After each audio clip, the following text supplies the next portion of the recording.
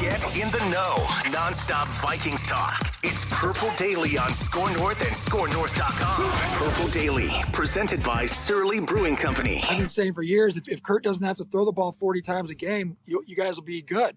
And that's not a knock to him. It's just, in this league, you got to be balanced, and he's able to play action. He's a really good play action quarterback, in my opinion.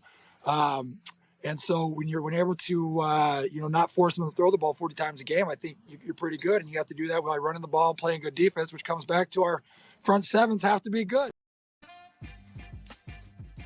Which Jared Allen, he's wearing like some sort of a deerskin jacket of some sort. And was that a direct TV spot? Direct TV satellite. He's like right in front, like positioned off to the side perfectly as a direct TV satellite. It looked like some old rundown farmhouse or something, but doesn't he live in Arizona? So he's wearing a winter coat. It does get a little cold in January in Arizona, so maybe woke up in the morning and it was 51 or something. Jared Allen on Colin Cowherd there. Maybe he gets into the Hall of Fame. Maybe the Vikings will put another defensive player into the Pro Football Hall of Fame.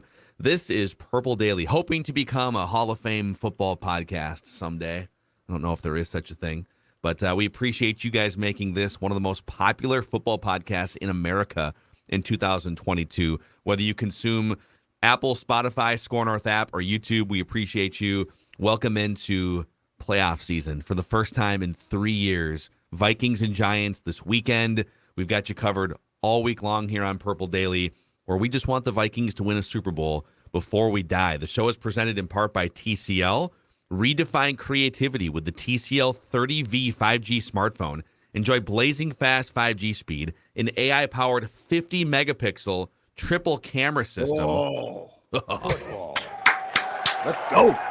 Ultra-realistic and true-to-life visuals powered by Next Vision and booming sound from the dual speakers. Learn more at TCL.com. And before we get into some juicy Vikings discussions here, a shout out to our friends, the official craft beer of Purple Daily, Surly Brewing Company. And it's that time of year, it's playoff time, and that means, ladies and gentlemen, you know what time it is. It's time to stock up on Surly right now because the playoffs start on Saturday, and now they don't end until late Monday night. And you are going to want to make sure that you have your Surly available. It might be a Furious, a Logic Bomb, an Axeman, or Before I Die. Remember, the mission begins on Sunday. Before we die, we want the Vikings to win a Super Bowl. And starting off, at least in the playoffs, they have a chance to do exactly that. You got to get to the tournament to win it.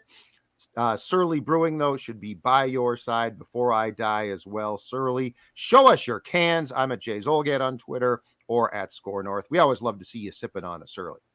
You damn straight, yes. So let's start with this here today, gentlemen. We know all the reasons why the Vikings are frauds or why they aren't Super Bowl contenders, why they may be ripe to be upset in the first round by the Giants. It's pretty tough to I literally flipped on ESPN early this morning, and I don't watch a lot of national morning sports shows. I used to watch Get Up all the time, but yeah, you did. It's like West Coast. It starts at 5 a.m. It's a little tough to answer the bell every day. For Mike Greenberg. Sounds like an excuse to me. Yeah, me too. I flipped it on this morning, though. I'm up early every day. You're up at 5:05, just mashing Mike Greenberg. I get up at 8:30 every day, sometimes 8:45, and I just grind. Such an early bird. Literally, the first I flip on the TV, I go to ESPN. What are these guys saying about playoff week? The first thing I hear is Dominic Foxworth disrespecting the Vikings, talking about how the Giants are going to upset the Vikings, right? So we know all the reasons why they may not be a Super Bowl contender. I want you guys, and if you can't, be honest. Why are the Vikings Super Bowl contenders? Do you have a way to tell the world that the Vikings can indeed win the Super Bowl? Oh, first of all, just quickly off the top, okay? Are the Vikings guilty? And look, I know the losses to Dallas and the Packers were unsightly, okay? But are the Vikings guilty of winning too many games? And I ask that question because the Giants are 9-7-1. They're in the playoffs. And point differential-wise, they're a -6. The Vikings are a -3. So, is the premise that the Vikings are frauds because they accidentally won too many games. So like Yes. if they had won the division by winning 10 games, 11 10-7. 10-7, then we just wouldn't talk. Then they would sort of be absolved and not considered contenders. Is that what I'm to take this as? What's hilarious is if they were, let's say they were 10-7, which is probably about where, all right, that's probably where they should be based on, like, their point differential suggests they should be like 8-9. But let's say that they're a 10-win team dressed up as a 13-win team. I think they might even be more than 3-point favorites in this game, because I think the perception would then be it'd be like 4-point, 5-point favorites, because the perception would be that team's lost some games, but they are dangerous, especially in that stadium, right? They've got Justin Jefferson, they've got some edge rushers and veterans on defense, and so the narrative would be don't sleep. I know they're only 10-7, but don't sleep on this dangerous potential offense with Justin Jefferson.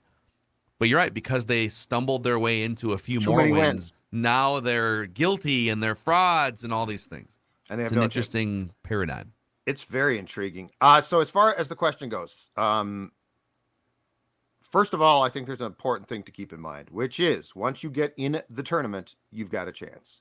Like that's the great thing about it. That's what teams talk about, and it's a cliche, but it's true. Let's just get in, because once you're in, things can change. As far as the actual path to a Super Bowl championship, and look, I'm not going to say that I think that this is going to occur. It's a long shot. I get all of that. But it's this. We have seen a level of Kirk Cousins clutchness in 2022 that we have never seen before. We don't know if there's another level to that. I've got my doubts, but you know what? I sure as hell in July wouldn't have told you the guy would have 8 comeback wins. I never would have said that. I expressed my doubt until the season started, and then I still expressed doubts until it just became clear he had 8 comeback wins. Mm-hmm. If Kevin O'Connell is on point with his play calling, if Kirk Cousins has another level of clutch, when you look at the skill position players that the Vikings have, now the offensive line problems are real, and if Bradbury can't play, that's a definite detriment. But when you have Justin Jefferson, Dalvin Cook, Osborne, Thielen, and Hawkinson, and now you've got, and I know it seems small, but Irv Smith being back gives you potential wrinkles that you didn't have. If O'Connell can also, so like if Kirk has another level of clutch to him, and O'Connell can step up what he's doing, this offense can be potent. There's no question about it. When you have Justin Jefferson, you can be potent. Yeah.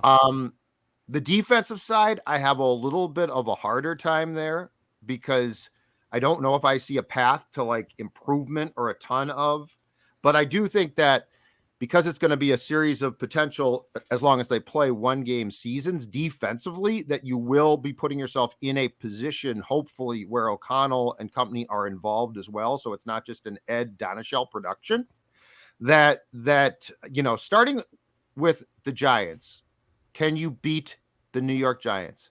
Absolutely. I'm not predicting it yet. We'll save that. But I'm also not. Look at this guy. But I'm also not standing. But I'm also not. I'm also not. Oh, it's the Giants. Look at what they did. Again, point differential, which we've talked about a ton. Which, by the way, is a telling statistic. The Vikings are a -3. The Giants are a -6. Okay. Can you beat Daniel Jones and company? Yes, you absolutely can. And then it just becomes a series of what can you do? The one thing I will say is this, and I want to see it starting on Sunday. And if they get past the first round, you're going to have to do this most definitely. And it's the one thing I don't think that we've seen. The Minnesota Vikings have proven, I think, themselves to be pretty, for the most part, mentally tough. You don't win 11 games by 1 score and not be mentally tough. But if you get the 49ers, for instance, you're going to need to be physically tough as well and take a punch. And that's the next question. But do I see a path where this team could potentially get on a run if things break right and guys take steps up? Yes, I absolutely do. It's to your point too about like, did they accidentally win too many games for the liking of the masses? Yeah. The close games are the same way. So they're 11-0 in 1-score games, right? Because the only 2 non-1-score wins are the first win against the Packers and the last win against the Bears. Correct. So they're 11-0 in 1-score games. And people weaponize that against the Vikings. Correct. Well, I mean, that's not repeatable. Okay, no, are they going to go 11-0 next year or in 5 years in one-score games? No, probably not. But to use it as a weapon against the Vikings and say, well, this is completely fluky. There's no way you can possibly, if you ran this back, they'd probably be 7-4 in one-score games. To which I would say, well, yeah, that's still very good in one-score games. They have found a way to navigate one-score games, late, close games, comebacks in the fourth quarter, maybe at a luckier level, but also at a better level than a lot of teams. I'm confident in saying two things. The Vikings definitely aren't going to win 11 games, one-score games again next year. Like, all right, you can fade that if that was available on Underdog or Price Picks or something.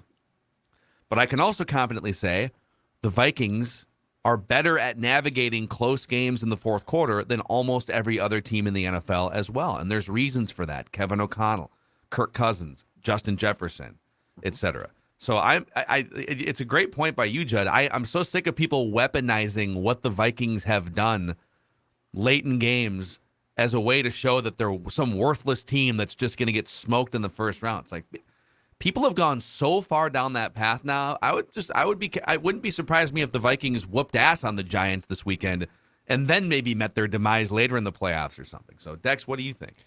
I think they're Super Bowl contenders for a few reasons. Number one, why not? Why can't they be a Super Bowl contender? They're a 3 seed in the NFC conference. They have a path to potentially host multiple playoff games. It's the weakest, in my opinion, the NFC has looked in a long, long time, too. I mean, for God's sakes, the 49ers are good, and we're going to see our Pigskin Pecking order where they rank from all three of us. But they're starting their third different quarterback. The Eagles were stumbling and a mess without Jalen Hurts for the whole month of December. I know he's back now, but regardless, they were stumbling and they looked vulnerable too. I look at the Vikings offense. It's top 10 in yards. It's top 10 in points. They are comeback experts. They have a veteran quarterback who has now been there and done that. They have the best wide receiver in the NFL. They have situationally good defenders that can make big plays when it's asked upon. Why not? Why can't they be Super Bowl contenders? Just because they've won some fluky games and they got blown out by the Cowboys and Packers and lost a shipwrecking game against Philadelphia in September? Are those the three areas where you just say, can't buy into them? For those three reasons, to me, I think that's kind of baloney. So I think, why not? Why can't they be? I think those blowout losses are red flags in that, okay, the Vikings are capable of just like not showing up. There's been a few times this season where like that's the red flag, right? That they just aren't competitive once a month. And you're going to go into a month here where you can't have that happen. So that is the thing that I think scares me and it scares most people. But the path you were going down, Declan, I want to take that further because you started listing some of the, like if you're building a resume for a Super Bowl contender, you started listing some things out. Let's put the record aside. Let's say you knew nothing about the way that the Vikings got to the playoffs. You have no idea what their record is. You're just being plopped on earth. You somehow missed the last 4 months and like, woof. Boy, I was took a long nap there, and now I'm back for the playoffs. Somebody update me on the resumes of some of these teams.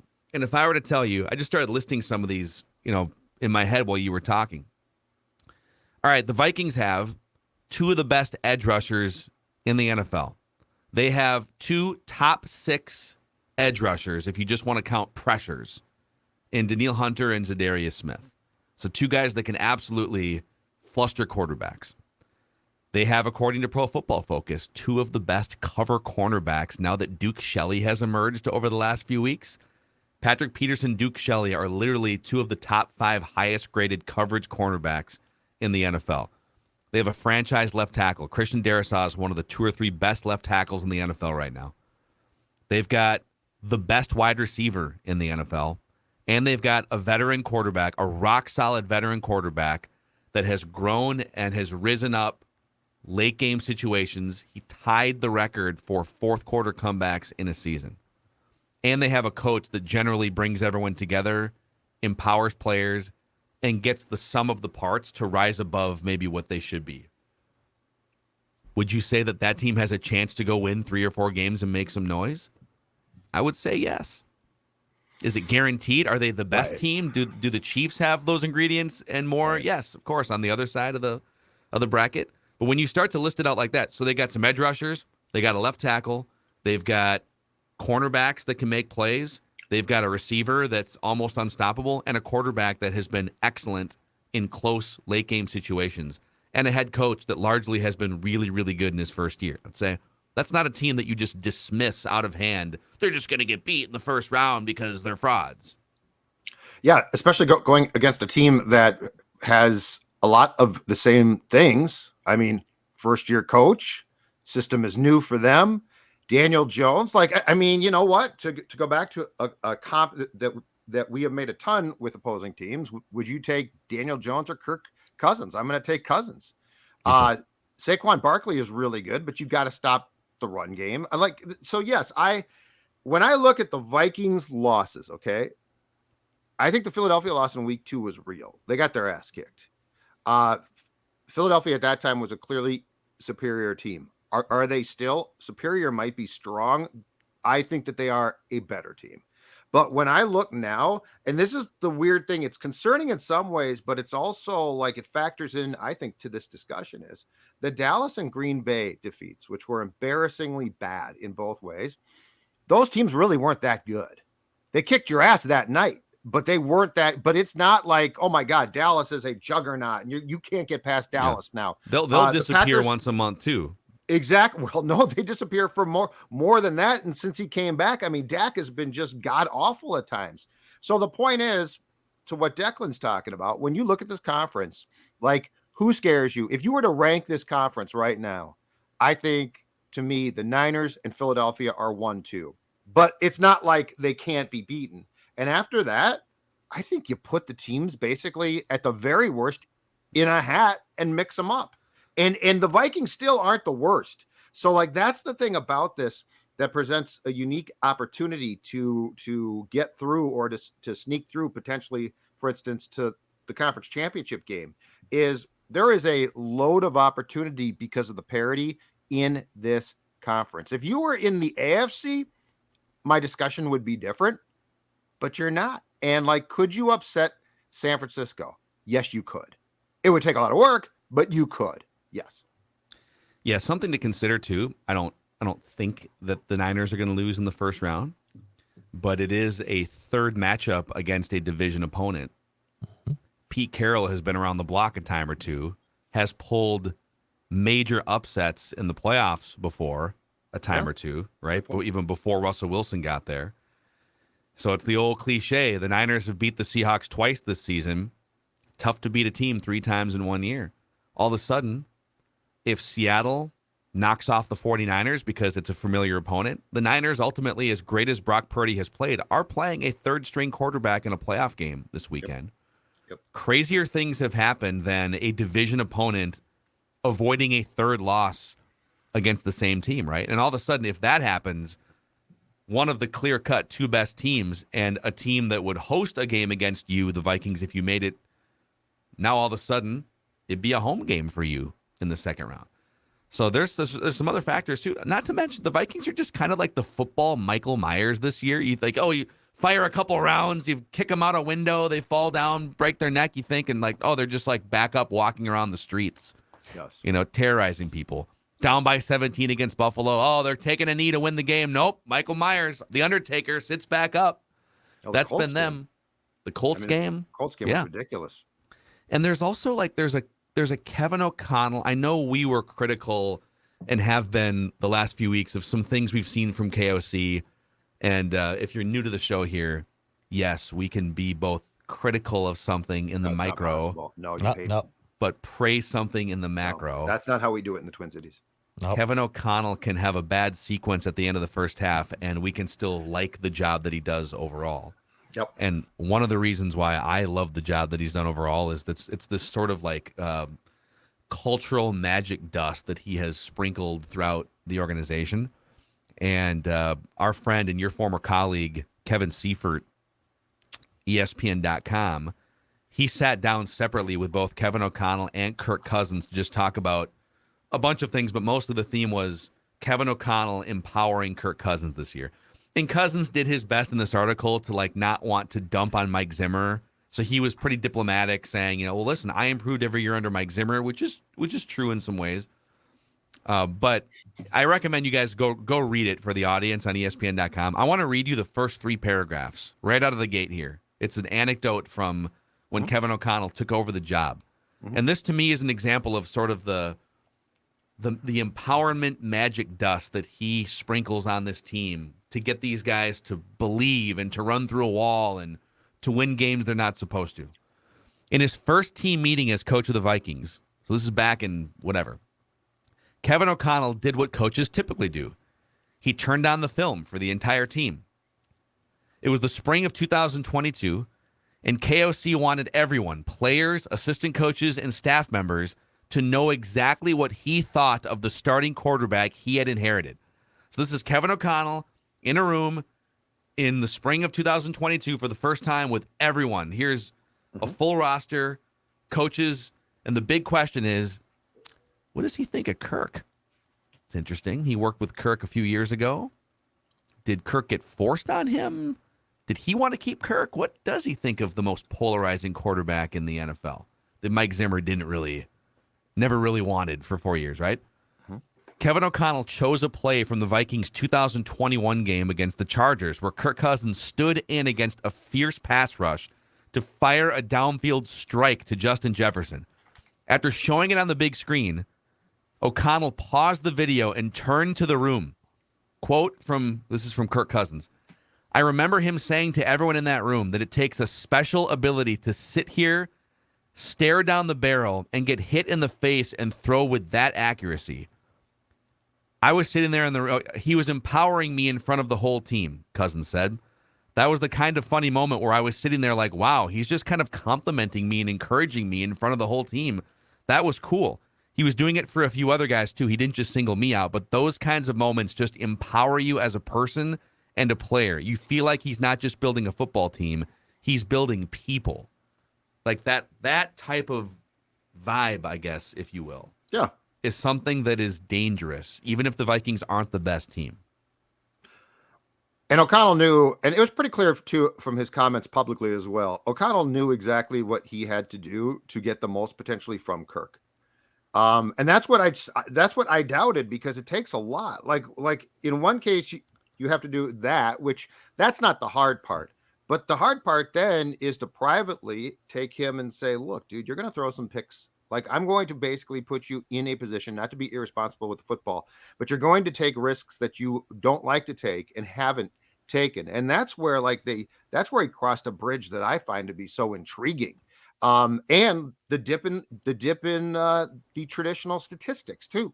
Like all of these things, this was such a layered attempt, and it's worked pretty damn well to get the most from Kirk though. Because it didn't just involve empowering him, because I think what Kirk loves is to be empowered publicly.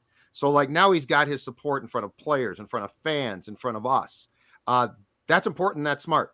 But then to also then take it to another step of privately, I'm sure he had to say, Kirk, okay, let's go watch some film here.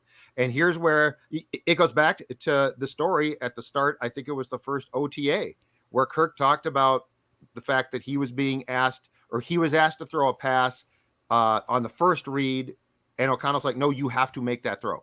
Like, think about that. This guy's not a young guy. This guy is a veteran quarterback who, if I'm not mistaken, is like 3 years younger than O'Connell is.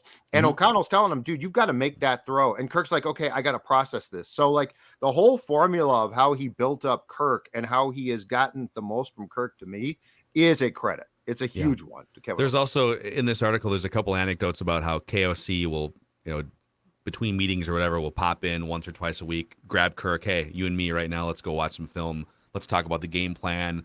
Let's read some stuff out. Let's change some things. What do you feel comfortable with? And then there's sort of offline discussions out of the office. They FaceTime once in a while. They have late night texting threads. A far, far different connection than what we saw. It is just like us. It's like our show. No wonder you don't we're build so one of the most popular football podcasts in America without late night text threads and preparation. Right. Drinking again. So am I. Yeah. Late night text threads drinking and bitching about the Minnesota Twins. Yep. That's how you build a football podcast. Camaraderie gets built that way, ladies. We should do a Patreon. You get to join Mackie, Judd, and Dex text thread for 1 week, and you get to see everything we talk about. Oh, God. That'd be great. So much Surly talk. Dex just picked up a 6 of Axeman. Now I'm really... Let's make it happen. So, yeah, I mean, there's a million reasons why they can't win a Super Bowl, including the history of the franchise. And we know all those reasons, but there's something to keep an eye on here. And the more I think about the Seattle-San Francisco game, everyone's just like dismissing it. I would be careful. That's a third divisional matchup in a season against a Super Bowl winning coach that has the full week to prepare here, Pete Carroll. To go back to the question, though, about the Vikings and like the belief and can they win? I think it's important, too, that O'Connell, I think to me personally, there's a clear-cut message to send your team. And it's crystal clear. And it's this. If you think about this, if you think about how this year has gone, this team won 13 games. And they won a lot of close games, which we can try to downplay that, or the national press can, but that's hard to do. Like, this is a hard league. To go 11-0 in one-score games is incredible. I think the main point, though, is there is no opponent standing in your way. It's only you. Because if you look at the losses, especially the last 3, if you look at Dallas, Detroit, Green Bay, those defeats had far more to do with the Vikings than their opponents. Their opponents played well, and that's great. But if you look at what this team did in winning 13 games, the reality is this. This team, when it comes to play, when it has its mind right, keeps games close. They keep games interesting. They have an offense that can win late. They've proven that. And so I don't look at the losses and say, or the Colts game. I don't look at that game and say, oh man, the Colts were so good that day. There was no way. As one-sided as all 3 of the Colts, Packers, and Dallas game were, you know what? The main commonality in those games was the Vikings' problems. Mm-hmm. And if you play like you did for 13 games, you're going to give yourself a great chance to win. And that's all you can ask for in the tournament and this league is, do you give yourself a chance at the end to win? Because that's how games are won and lost. When you come out and don't play well, and in 3 of those games that I point out, the Vikings played like horse bleep. They played like absolute horse bleep. But that's a Vikings problem. So I think what O'Connell has going for him in his message is, we, for the most part, when we played our game, gave ourselves a chance and won a lot. And so that's the most important thing against the Giants and everybody else. It's not about them. It's about us. And the scariest thing is they somehow played 17 games and didn't give you their best yet. I don't think we've seen their best game yet. And not maybe for a full game. No, you're right. Maybe it doesn't exist. Maybe they don't have. Maybe they haven't. I mean, it's this late. There's a chance that we don't see it, because if we don't see something close to it against the Giants, they could get beat. But that is an interesting thing. That I think we've seen the best punch of every team in the NFC playoffs, maybe even across the whole league. But I don't think we've seen the Vikings' best punch. You could say we saw it in the second half against the Colts, or the first half against Green Bay, back in week 1. Yep. But we haven't seen it for 4 quarters. So can they somehow dust off their best punch for at least a game, and ideally multiple games in the playoffs? I don't know. Before we get to ranking teams, and also a very interesting poll that we put out yesterday after a Mackie and Judd conversation, let's shout out the official sports bar of the sports dad himself, Park Tavern in St. Louis Park. You know what? I got some garb. Dex, if you can show this quickly. Sure. Check this out. Huh? Is this not a call to action? Is this not a message? Party. Park Tavern. Exactly right. I picked this up a couple weeks ago at Park Tavern, and I'm going to tell you right now, Park Tavern is a place to eat, drink, bowl, party, do everything, including, but you know what? The one thing this shirt does not say? It does not say groups. And that's another thing. If you have a birthday coming up, a fantasy league draft, or perhaps, you know what? Your wife or girlfriend has a birthday and you got to do the planning, and you're saying, oh my God, that's so much planning. I don't know what to do. I'm going to tell you right now, Sports Dad has the answer. It's this simple. Go to parktavern.net or call them 952-929-6810, 952-929-6810. My friend Cheryl has you taken care of. She'll take the amount of people coming, the reservation, and guess what? She will do the rest of the work because that's what Park Tavern does. So much to do, such a great place. ParkTavern.net, the official sports bar, as Phil said, of the Sports Dad. The official dog food of not the Sports Dad, but the Sports Dad's doggy daughter, and old Macadac's doggy daughter. In fact, it's Daddy Doggy Date Week as my wife is traveling. So it's Maya and old Macadac running the house this week, and she's just getting scoops of Nutrisource chicken and rice and the Nutrisource training treats. Our dogs love themselves some Nutrisource, and it keeps their gut and digestion health right on track, Judd. Stella's 12, and guess what? She loves the food, and I love the fact that she's healthy and happy. In fact, she was just scratching at my door during our last show, and I said, I know exactly what she wants. And so between shows, I went out and I dipped into the bag right there of training treats. Nutrisource, guess what? She went back to the couch, said, thank you, Pop, and hasn't bugged me since, because what she wanted was her Nutrisource treat, and I knew it, and she got it. And like I said, the most important thing, healthy and happy dogs leave those of us who love those dogs happy as well. NutrisourcePetFoods.com to find a Nutrisource retailer near you, anywhere in the country. NutrisourcePetFoods.com. So yesterday on Mackie and Judd, I gave you guys kind of an impromptu hottest take that I wish I would have thought of on Purple Daily, but sometimes the brilliant strokes of the lightning bolt doesn't hit you until it hits you. It's true. And so I said, Kirk Cousins is a great 4-game playoff stretch. If he does the Joe Flacco thing and wins a Super Bowl for the Vikings, he is essentially a month away from a Hall of Fame bust. And I put the question out because he's got a lot of the counting stats. Like he's like 7th all time in passer rating. He's going to play a few more years. He's going to wind up climbing some yardage rankings. He's going to climb the all-time touchdown pass leaderboard into the top 15. So if he has counting stats, and granted, he'd have to do it for a few more years, and a ring, now all of a sudden he's in a conversation that he wasn't before, right? So I put the question out on Twitter. If Kirk Cousins leads the Vikings to a Super Bowl this season, will he be a Hall of Famer? 3,600 votes, so pretty decent sample size of Vikings fans. 51% say yes, carve the Hall of Fame bust if he leads the Vikings to a Super Bowl. 49% say no, still not enough, that he would either need another Super Bowl or an MVP or whatever it may be. So what do you think would have to be added to, because I don't think he's anywhere close now, because it's like there's been very little team playoff success with him. He's won one playoff game. Yes. So there would have to be a Super Bowl and then probably another meaningful run or something, and or an MVP. I don't know if he needs an MVP. Yeah. If he has a Super Bowl, probably needs one or the other, and then like 3 or 4 more years of great counting stats. So that's kind of what lacks on his resume right now. But it is kind of crazy that like there's a couple boxes that he could check, and he would be in this discussion. 2 Super Bowls. I think 2. Okay. Because I also think so.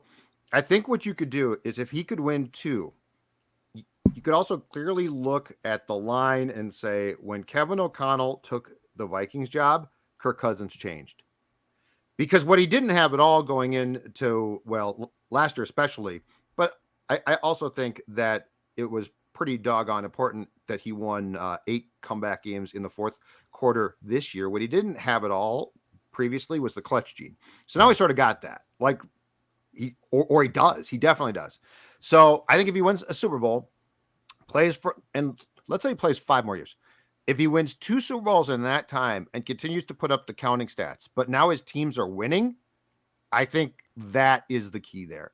Because the voters would like the fact that you also could clearly look at the line where Kevin O'Connell, because now you can sort of blame all the past sins on the Zimmers and the Washington years, right?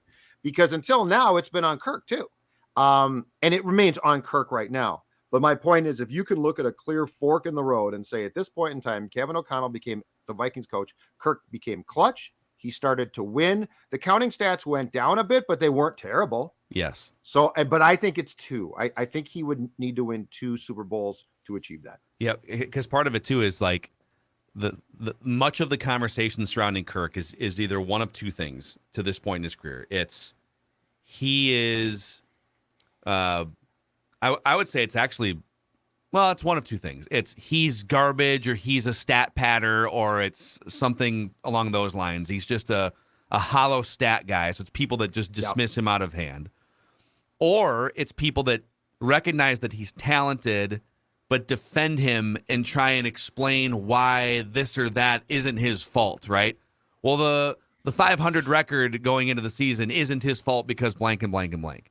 But just explaining why it's not someone's fault isn't going to get you into a Hall of Fame discussion. You need to be, like we talked about yesterday, the solution and the reason for why your teams are driving success on a regular basis.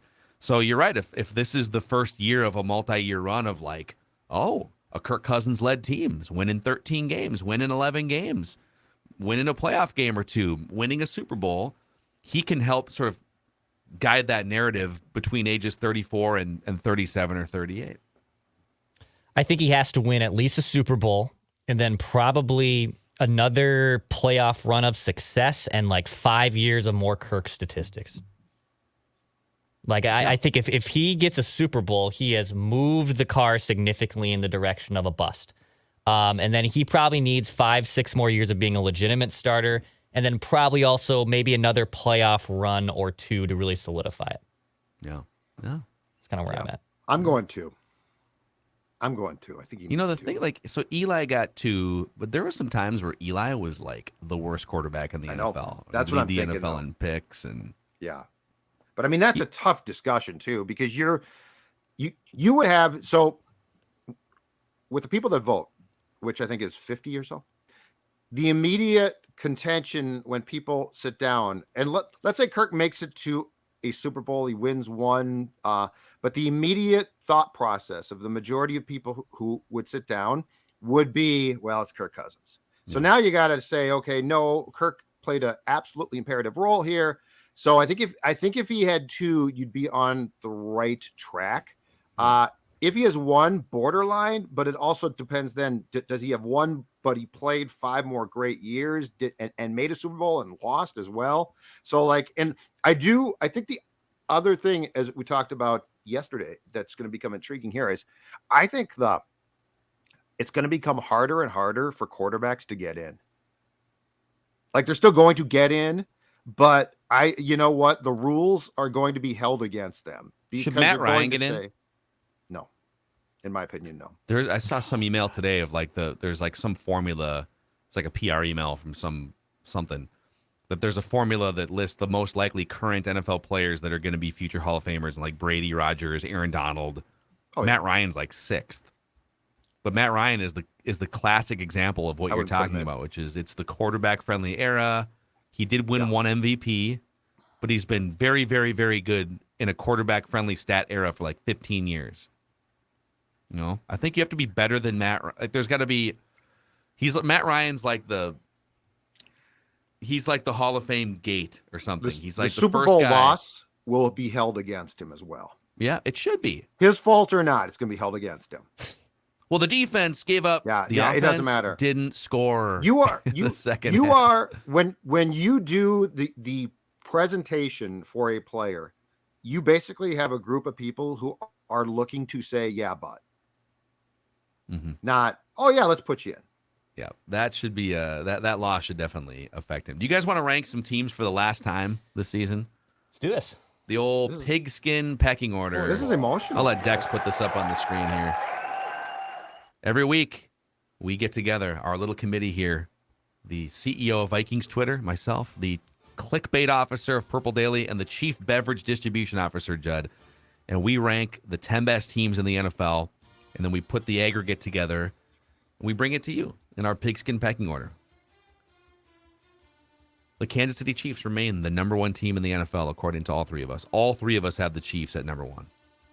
There's a little dissension at number 2, but the San Francisco 49ers are now the number 2 team in our pigskin pecking order. So Dex and I both have them number 2 after yet another impressive win. Judd, you have them up to 3. The Buffalo Bills are third. So, Judd, you have the Bills second. I have them third. Dex has them fifth. Aggregate has them third. Eagles 4, Fair. Bengals 5. So I believe all of us had those 5 teams in some order as the 5 best teams in the NFL. Tough to poke holes in this, right? It's tough to find a team outside of this that would be above any of these teams. Absolutely. Yet, anyways. All right, number 6, the Dallas Cowboys.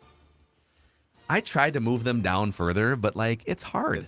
I know. I did the same exact thing because I'm not really impressed right now, but I struggled with this one. Dex had them 7th ahead of the Vikings, and you had the Vikings. We'll get to where we all had the Vikings, but Vikings are 7th here collectively. Ravens 8.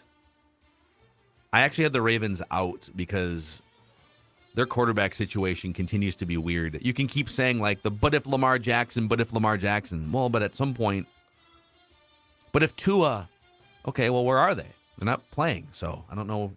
The Ravens without Lamar Jackson are kind of a weird deal. Yeah. Chargers 9, Jags 10. Chiefs, Niners, Bills, Eagles, Bengals, Cowboys, Vikings, Ravens, Chargers, Jaguars.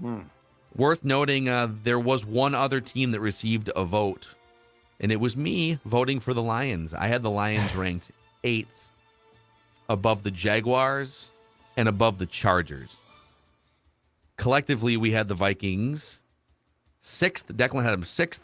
And Judd, you and I both had them 7th. It's like the Ravens, the Chargers. You put the Lions 8th and not 10th? Yes. Wow. I mean, look at the last 2.5 months. Do you think the Lions are a better team than Trevor Lawrence and the Jags and Justin Herbert and the Chargers? Yes. I mean, I could see putting them 10th, although I wouldn't have, but I could see 10th. I think 8th is. I think they have more creative offensive play calling. I think they have a better roster for sure than the Jaguars. And I also think people are sleeping on Jared Goff. Jared Goff had an incredible season this year. Jared Goff had like the 5th best passer rating. He had a high QBR. He only threw like 9 picks all year. Keep in mind, though, that Packers win, while great fun, was a game in which they were playing to win that game solely and had no playoff implications. When it mattered here, Dan Campbell on 4th down kicked a ridiculous field goal and lost that game. So, like, I still hold that against Detroit. If Detroit had played... But you could play this game with pretty much any of these teams. The Chargers had some head-scratching things throughout Right, but I'm just saying, on Sunday night, Detroit was absolutely just playing for fun. And they won because of that. Put it this way, I think if the Jaguars and the Lions played a neutral site game right now, I think Vegas would have the Lions as a favorite. I'd pick the Jaguars in that game. I'd probably take the Jags as well. Okay. Doug Peterson action for me. Doug Peterson did a great job. He's definitely in the mix for Coach of the Year. But we're talking about a bunch of 9 and 10 win teams here, and the Lions are one of the 9 win teams in the NFL. Yes, 8, 9, and 10 were very difficult. Like they could have been a lot of teams. Yep. And the Jaguars, how do you not root for them in the AFC? They get the Chargers out of the gate too, so you get Herbert versus Lawrence. The quarterbacks in the AFC playoffs. Oh my God. It's ridiculous. It's like a bunch of future Hall of Famers. Mahomes, Hall of Famer. Josh Allen, probably a Hall of Famer. Yes. Joe Burrow, probably a Hall of Famer. And then who knows what's going to happen. I mean, if Lamar Jackson comes back, then you get Lamar Jackson, MVP. Justin Herbert, probably a future MVP. Trevor Lawrence, probably a future MVP. Just a ridiculous bracket on the AFC side. So there we have it. The Vikings 6th, 7th, and 7th in our pigskin packing order, boys. Football. Boom. Judd, do you want to guess the PFF grades for the full season? Sure. Top 3 for each. Offense, defense. Yep, we're looking for. So this is old, grizzled. Yeah. Football. The offense veteran. shouldn't be too hard. At least 2 of them on offense shouldn't be too hard. Well, we'll see. They're slam dunks, I think. We'll I think I hope they're slam dunks. Yeah. If they aren't, I got a bone to pick with PFF. So Judd is going to put his eye test to the test against PFF's scouts. We're looking for the full season, and we'll say guys that played, guys that played 300 snaps or more. So just guys that They played enough snaps. Who are the 3 highest graded offensive players for the Vikings? You get 3 incorrect guesses. Yep. And we'll also look for the 3 lowest too, just for fun. Oh boy, that's gonna be harder. Justin Jefferson is definitely among the top 3. He's number 1. Yeah. Christian Darrisaw, because he was spent all year. He's one of the best he's one of the best tackles in the league. He's number 2. The third one might be tougher. The third one might be a little bit tougher. I do get 3 guesses though. All right, first guess. Brian O'Neill. Judd runs the table. So it was O'Neill. Okay. In order, yes. Brian Incredibly O'Neill high third. all year long. Can you I want to Such see if a you can huge keep loss. going in order. Who's 4th? Oh God. I don't even.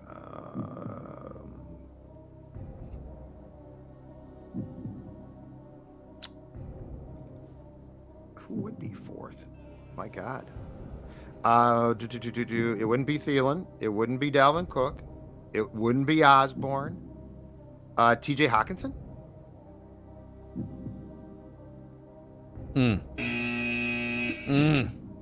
It's Kirk Cousins. Oh, okay. It's Kirk Cousins. He's the 4th highest graded player on the Vikings offense. Let's do, again, among guys who played 300 or more snaps. Give us the worst 3 graded players.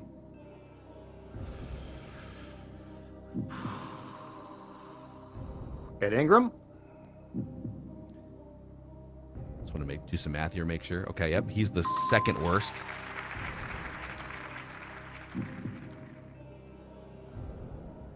Johnny Munt. He's the worst. All right. Good guy. He's my guy. Yep. Munt time. Okay. Johnny Munt, Ed Ingram, and then the 3rd worst. The 3rd worst, but they had to play a lot of snaps. That's the interesting thing. So Yeah, it's not. So most players, the most snaps you would play is like 1,000. Yeah. In a But I season. mean, that's We're looking for 300 snaps. significant amount of snaps.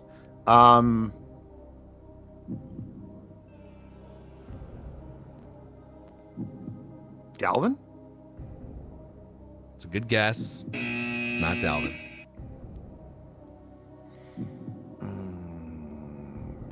Ezra Cleveland. Good. I'm glad I was wrong about that. It's not Garrett Bradbury. He actually played pretty well this season.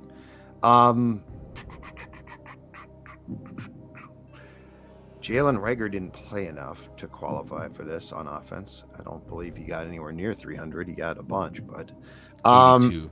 82. yeah, so he's not close to 300.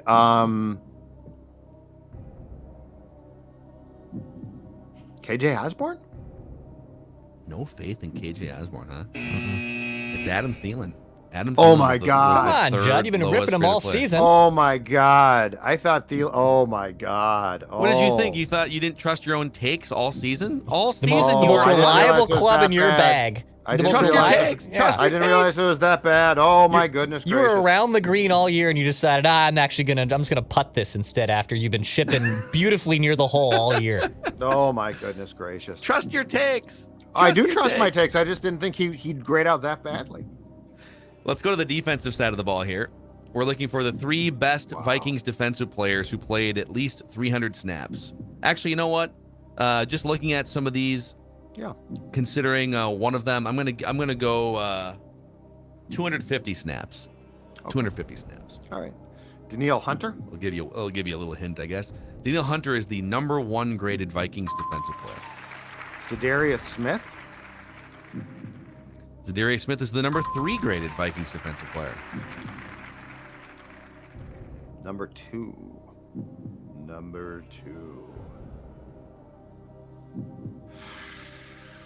I don't And know we're who it go- is, but I don't think it should be this hard. And we're going down to 250 snaps. I mean, Dex can help. If you don't know Dex, throw it out there. So we have the 1 and the 3 for the top 3 on the defense. Pat P. He's having an unbelievable season. Oh, He's 5th. Duke Shelley. Dude, I'm about to say how many snaps is the Duke and Shelley logged though? Duke's 4th. He is? Yeah. Oh, that's BS. One more guess. There's a lot of options here because the Vikings did rotate a lot of players. Yeah.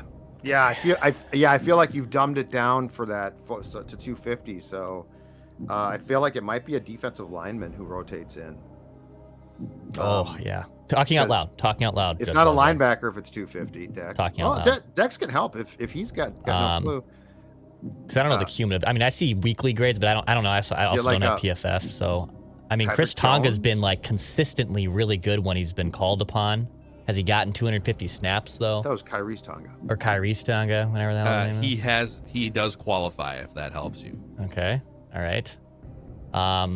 Has Dalvin Tomlinson, you think, done enough, Judd, to earn that second highest grade? No, I think Phil dumbed it down for a solid reason. season. No, I think Phil went to 250 for a reason. Tomlinson's way above 250. So He's got a ton. Like Tomlinson and Harrison Phillips are way above that. So I think it's a guy like Patrick Jones or Tonga. You know what? Here's another one. Wild card for you. What about Josh Metellus? Super wild card weekend. What about Josh Metellus? I don't think oh boy. I like a Tonga or a Patrick Jones more. I feel like Josh Metellus got beat a few times he played, but that's you're gonna get bullied off that one, huh, Dex? Gonna get bullied off that one. I'm standing on my hold on a second. ground We're here. talking. How sure do you feel about Josh Metellus? I feel like he got beat a few times, but well, I mean, everyone gets beat once in a while. Cam Bynum also did. Is the PFF grade? Does his special teams factor into his overall grade? No. Nope. This is okay. just defense. Okay, then I would probably remove him from the equation because his special teams have been unbelievable. Yeah, so Tonga or Patrick Jones. I'll go with Tonga. All right. Let's go Tonga. Tonga had a really good season for the Vikings in 276 snaps. He is not the answer. Josh Metellus was the second highest. Oh, no, wait, I told you. I tried. You got bullied off the take. Josh Metellus was the second highest graded player for the Vikings. How about the safety depth for the Vikings? Metellus, you got Lewis Seen coming back. Bynum was, I think Cam was okay, but not great. He played every snap. Let's find out. He did. We're looking for, again, 250 snaps or more. Yep. Who are the 3 worst Vikings defensive players this year? Oh, Cam Bynum. He was the 4th worst. Okay. Well, probably cornerback. Probably a cornerback who isn't playing anymore. So this is 250 on snaps? Yep. Cam Dantzler. This is a tough hole to dig out of now. Yeah, all right. This is really tough. Well, I would say Jordan Hicks has been a plotting linebacker. I know he racks up a lot of statistics. Yeah, but I like that would one. Say he's been good. Yep. So I would have tried Jordan Hicks. Jordan Hicks. Let's put it out there. He's kind of mid-pack. All right. Oh, boy. All right, so it is Chandon Sullivan was the worst graded player defensively. I should have guessed that one, yeah. Jonathan Bullard played 318 nondescript snaps on the interior. And then DJ Wanham had kind of a meh season this year. Yeah. Okay, interesting. I wouldn't have guessed him. You know, DJ Wanham, he played 560 snaps, and he didn't grade out well in really any category, so. I should have gotten Sullivan. But that's a pretty impressive performance on the offensive side of the ball for you. You've always been more of an offensive master. I am more of an offensive guy. Can't believe I didn't guess my guy. That's why you went on the offensive to turn your life around and lose weight a year and a half ago. That is absolutely 100% correct, Phil. And I did do that through the help of my friends at Livia Weight Control Centers. Look at the guy on the left and look at the guy on the right. Now you're saying, Judd, if Judd Zolgad, if Sports Dad can lose weight, how can I? Because I know that I can do it too. And I'm going to tell you right now, if you want to drop weight, it's this simple. You can find it as a long-term solution too. Join now and get a special offer from me. That's right, the Sports Dad, Judd, 50% off the program. 855-GO-LIVEA, Livia.com, LIVEA.com. You will see results exactly like that. And here's the best part. Their dietitians will help you keep the weight off too. So you'll drop the pounds. But most importantly, because it's not a fad diet, it is a weight control center. You can keep that weight off and your journey can start now. Livea, LIVEA.com. Lots of folks in the PD family have joined and seen the results. So why don't you do the same? Livea.com is where the new you starts. Boom. All right. And that's a wrap on today's Purple Daily, where we just want the Vikings to win a Super Bowl before we die, and we laid it out for you. All right? All this doom and gloom surrounding a 13-win team. We'll be back with some predictions tomorrow. Write that down Wednesday. And don't forget, you can find all sorts of stuff across the Purple Daily podcast feed and YouTube channel. See you tomorrow.